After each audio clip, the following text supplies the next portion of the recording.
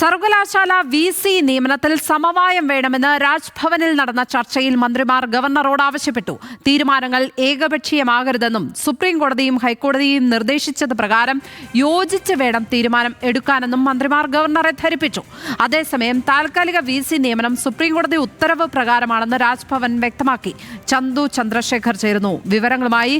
ചന്തു, ഈ ഗവർണർ നിയമിച്ച വ്യക്തികളോടുള്ള വിയോജിപ്പിനും അപ്പുറം ഈ കാര്യങ്ങളിൽ ഒരു സമവായം, സർക്കാരിന്റെ കൂടി ഒരു സമ്മതം വാങ്ങാത്തതിലെ പ്രശ്നങ്ങളാണോ ഇപ്പോൾ രാജ്ഭവനെ അറിയിച്ചിരിക്കുന്നത്? എന്താണ് ഈ കൂടിക്കാഴ്ചയിൽ ചർച്ചയായത് എന്നാണ് മാധ്യമങ്ങൾക്ക് കിട്ടുന്ന വിവരം?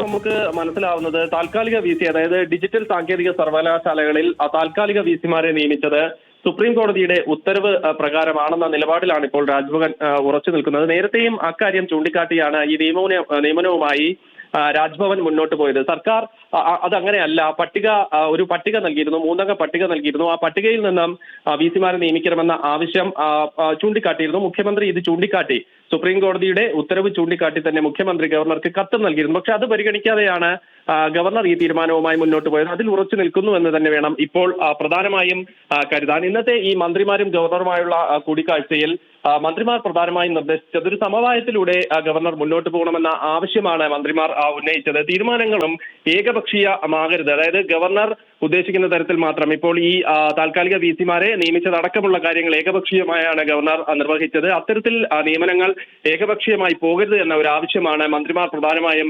ഉന്നയിച്ചിട്ടുള്ളത്. സുപ്രീം കോടതിയും ഹൈക്കോടതിയും നിർദ്ദേശിച്ചത് യോജിച്ചൊരു തീരുമാനം എടുക്കാനാണ്. ഗവർണറുടേതായ നിലയ്ക്ക് മുന്നോട്ട് പോകുന്ന ഒരു സമീപനമാണ് ഇപ്പം ഉള്ളത്. അതിലൊരു തിരുത്തൽ വേണമെന്ന ആവശ്യമാണ് മന്ത്രിമാർ പ്രധാനമായും പറഞ്ഞിട്ടുള്ളത്. കൂടാതെ കേരള യൂണിവേഴ്സിറ്റിയിൽ നിലവിൽ നിലനിൽക്കുന്ന പ്രശ്നങ്ങളും മന്ത്രിമാർ ചൂണ്ടിക്കാട്ടിയിട്ടുണ്ട്. അതായത് ഈ VCയും രജിസ്ട്രാറുടെ സസ്പെൻഷനുമായി ബന്ധപ്പെട്ട വിഷയങ്ങളും കൂടി ഇന്നത്തെ ഈ ഒരു കൂടിക്കാഴ്ചയിൽ ഇനിയും സുപ്രീം കോടതിയിൽ കേസ് ഉണ്ട്.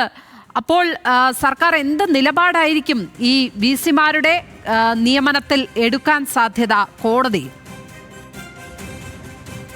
ഈ 13-ാം തീയതിയാണ് പ്രധാനമായും പരിഗണിക്കുന്നത്, സുപ്രീം കോടതി പരിഗണിക്കുന്നത്. അപ്പോൾ എന്തൊക്കെ തീരുമാനങ്ങൾ ഇതിൽ എടുത്തു എന്ന കാര്യം സ്വാഭാവികമായും സർക്കാരും രാജ്ഭവനും കോടതിയിൽ വ്യക്തമാക്കേണ്ടി വരും. സർക്കാരിന്റെ ഭാഗത്തു നിന്ന് ഇപ്പോൾ ഒരു സമവായ നീക്കത്തിനാണ് സർക്കാർ ശ്രമിച്ചിരിക്കുന്നത്. ആ സമവായ നീക്കം മന്ത്രിമാർ തന്നെ നേരിട്ട് രാജ്ഭവനിൽ എത്തുകയും ഗവർണറെ അറിയിക്കുകയും ചെയ്തിട്ടുണ്ട്. യോജിച്ച് പോകണമെന്ന ഒരു ആവശ്യം ഗവർണറോട് ആവശ്യപ്പെടുകയും ചെയ്തിട്ടുണ്ട്. പക്ഷേ ഗവർണറുടെ ഭാഗത്തു നിന്ന് ഈ നടപടിയുമായി മുന്നോട്ട് പോവുകയാണ് എന്ന് 13-ാം തീയതി ഇനി കേസ് കോടതിയിലേക്ക് എത്തുമ്പോൾ സ്വാഭാവികമായും സർക്കാരിന് വാദിക്കാൻ കഴിയും. രാജ്ഭവന്റെ ഭാഗത്തു നിന്നും എന്ത് തീരുമാനം എടുത്തു എന്നത് സംബന്ധിച്ച് ഒരു കൃത്യമായ ഒരു വിശദീകരണം നമുക്ക് ലഭ്യമല്ല. എന്തായാലും ഈ ഡിജിറ്റൽ സാങ്കേതിക സർവകലാശാലകളിലെ VCമാരുടെ നിയമനത്തിൽ പിന്നോട്ടില്ല എന്ന ഒരു സമീപനം തന്നെയാണ് ഉള്ളതെന്നാണ് നമുക്ക് നിലവിൽ മനസ്സിലാക്കാൻ കഴിയുന്നത്. അങ്ങനെയെങ്കിൽ സർക്കാർ സ്വാഭാവികമായും കോടതിയിൽ എത്തുമ്പോൾ ഒരു ഉപഹർജി നൽകാനുള്ള ഒരു സാധ്യതയൊക്കെ തെളിഞ്ഞു വരുന്നുണ്ട്.